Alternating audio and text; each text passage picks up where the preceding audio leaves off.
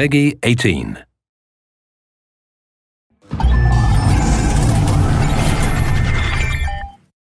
Hello everyone, I'm Colin Graham. I'm the animation director on Watch Dogs, and today I'm excited to present to you a vertical slice of the Watch Dogs free roaming experience.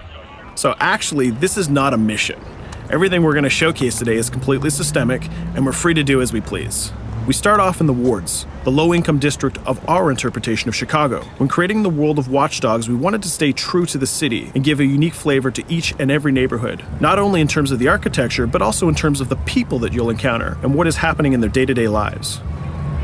In the wards, you'll see working-class citizens, rusty cars, gang members, abandoned houses, and low-grade pawn shops. It's really not the kind of place that you're going to want to be alone after dark. Nowadays, modern cities are increasingly managed by software, controlling traffic lights, electricity grids, and surveillance systems. In our version of Chicago, this management software is called CTOS, or the Central Operating System. The CTOS controls everything in the city, and it was created by the Bloom Corporation. Since the CTOS has been installed in Chicago, people get to work faster, the crime rate has dropped, and the communication networks are now more accessible and stable than they ever were before. It goes without saying that if everything is connected, somebody able to take over the system would be extremely powerful. At this point in the game, we don't have control over this district's CTOS system. The icons that you see over people's head mean that we cannot hack into their mobile devices at the moment. We need to find the CTOS control center, install a backdoor virus into the system to take control over all of the infrastructure in this district. There it is, the CTOS control center.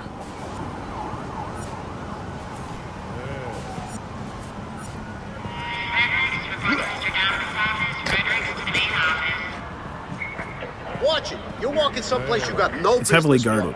Let's see if we can find the server access codes from a distance. With cameras, we can explore restricted areas without being spotted, tag different guards, and access details on their lives. What the hell is she doing with that weasel motherfucker? It seems that Bloom employees all have a sort of shady past. There it is, the access code to the server room. Unfortunately, we can't access the server via the cameras. We need to sneak inside. One thing that was really important to us when we designed Watch Dogs was to fully support different player styles. Every situation in the game can be tackled the way the player sees fit. In this situation, we can go all out guns blazing, completely stealth without the guards ever seeing us, or we can hack from a distance without ever setting foot inside the restricted area. Let's hack this forklift. Aiden can use the environment to distract and lure guards. Pretty much anything you hack has multiple functions. So, for example, you could use this forklift to access the roof, or you could use it to create cover. Hacking in Watch Dogs is all about player expression. Let's set an improvised explosive device so we can hack it a little bit later.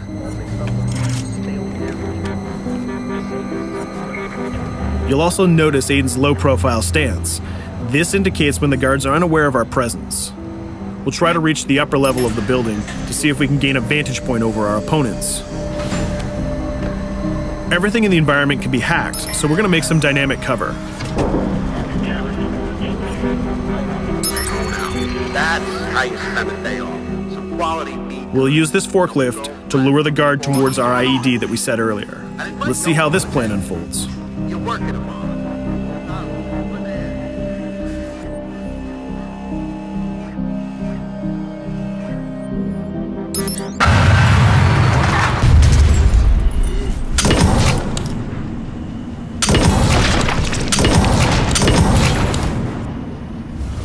What you just saw is called focus. It represents Aiden's analysis capabilities and his quick reflexes. This gives the player more time to combine core game mechanics together, such as shooting, hacking, and driving, in order to handle more complicated situations.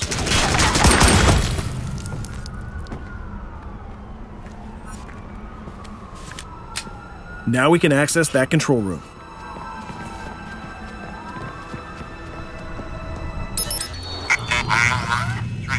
Drop 2, 5.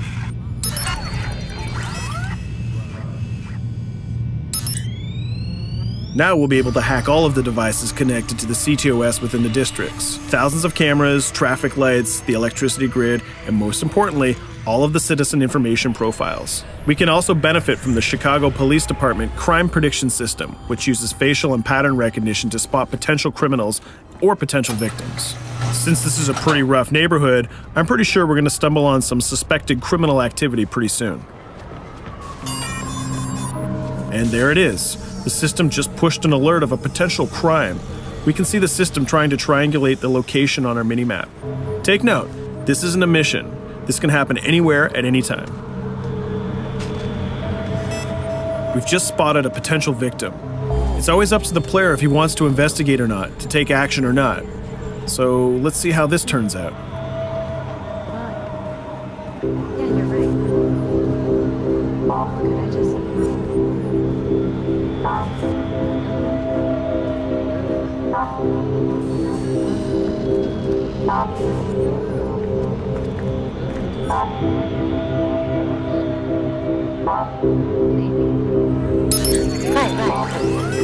You think you're leaving me? Huh?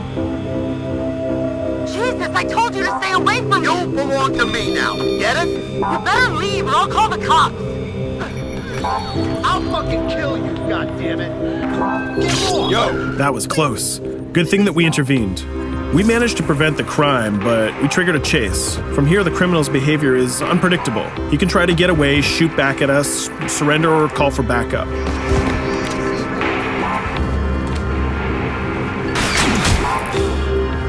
It seems like he decided to get away by car. Let's chase him down. In Watch Dogs, we have a wide variety of vehicles. Each one of them has their own unique properties and handling. Let's see how we can use the CTOS to our advantage to neutralize this criminal and leave the cops to deal with him later.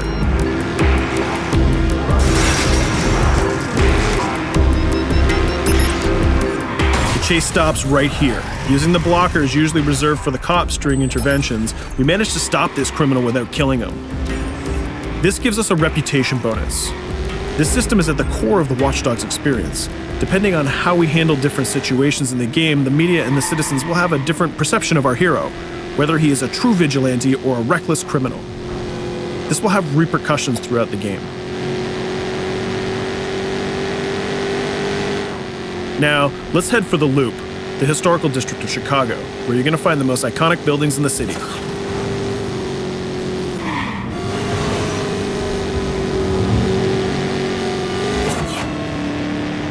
We're going to go to a gun shop to see what arsenal is available for players. The economy is a big part of Watch Dogs. Players will be able to grow their arsenal with weapons and craft their tools in order to increase their power and their hacking abilities.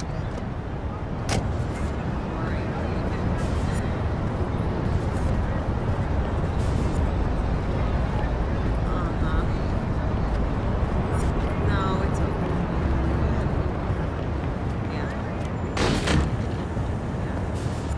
You will find all of the weapons that you would expect in a traditional shooter. Pistols, assault rifles, guns, sniper rifles, and grenade launchers, just to name a few. A lot of bullets were fired in our last encounter with the CTOS guards. Let's stock up on some more ammo. Finding everything.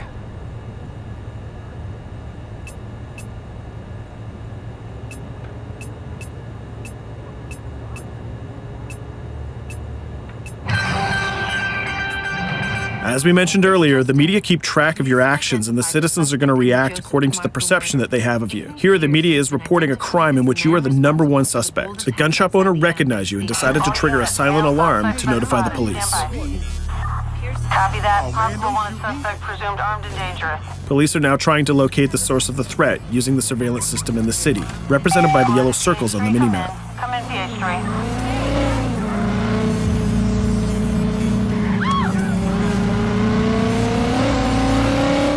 Aiden is able to stall their efforts by hacking into their communication systems while avoiding the scanning areas.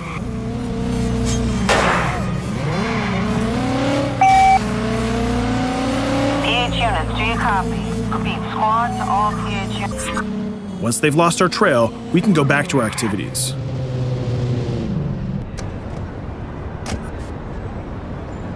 One thing that Bloom did to win over the population of Chicago with the CTOS project was to install free Wi-Fi hotspots throughout the city. Free Wi-Fi is cool, but not very safe with someone like Aiden Pierce around. Hacking into this box is going to give us access to every device that's connected to it. So let's see where that brings us.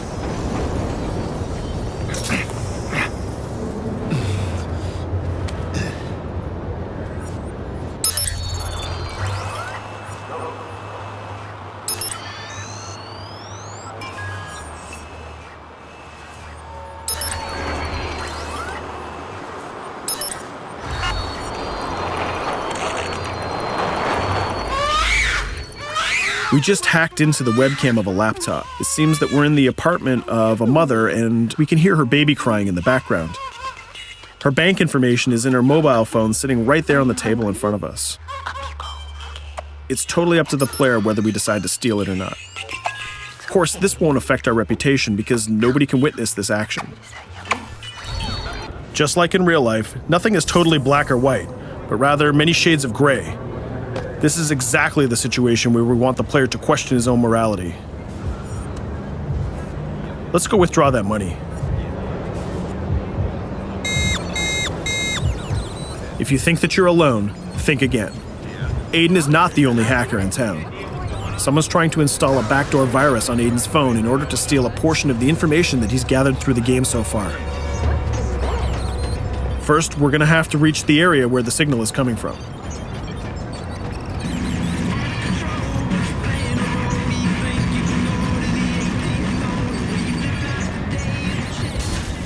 Using our profiler, we're going to try to identify the hacker before the installation finishes.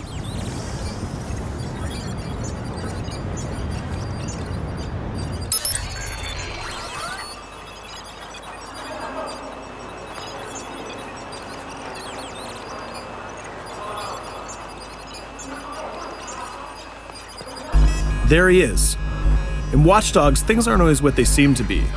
This is actually another player that seamlessly came into our single-player experience. Let's not let him get away with this. We're going to teach this guy a lesson.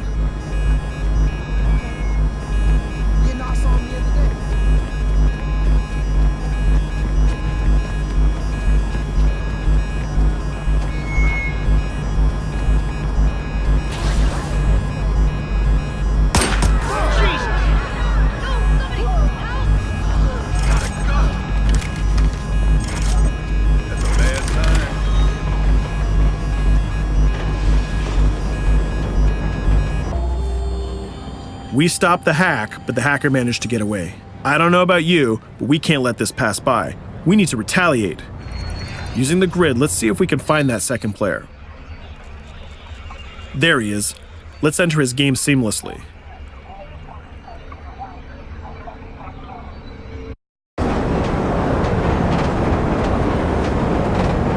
The second player is not yet aware of our presence. If we act carefully, he might think that we're one of the many NPCs in the city.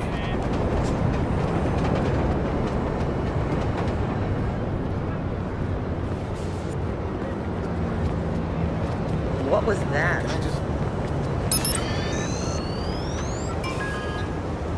So let's find a place to hide and start hacking. What's going on?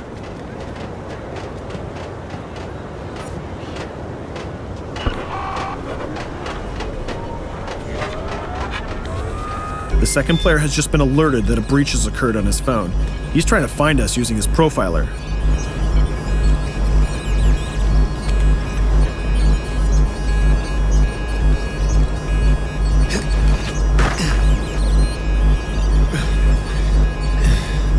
He's dangerously close. Let's hide in the car. We're spotted. Let's get out of there.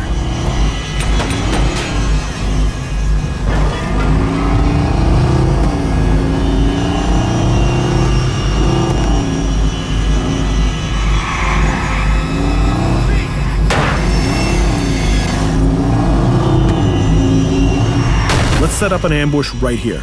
By dragging the other player back here into the alley, we make sure that no civilians get hurt during the firefight. We didn't succeed in hacking the second player, but we did get a little bit of revenge.